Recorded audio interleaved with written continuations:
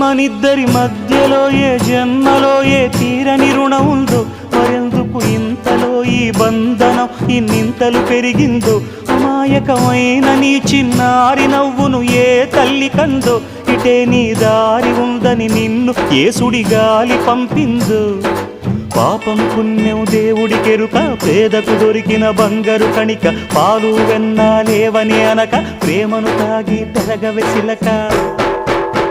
వలేసే పాడు లోకం కంటపడక ఉండు నాయనక, ఇలా నా గుండెలోనే గువ్వల కొలు ఉండిపోయింక. ఇటే పోస్తే ఎమున్నైనా నిలేస్తానే, మరింక ఏ కీడు నీ వంక రాలే.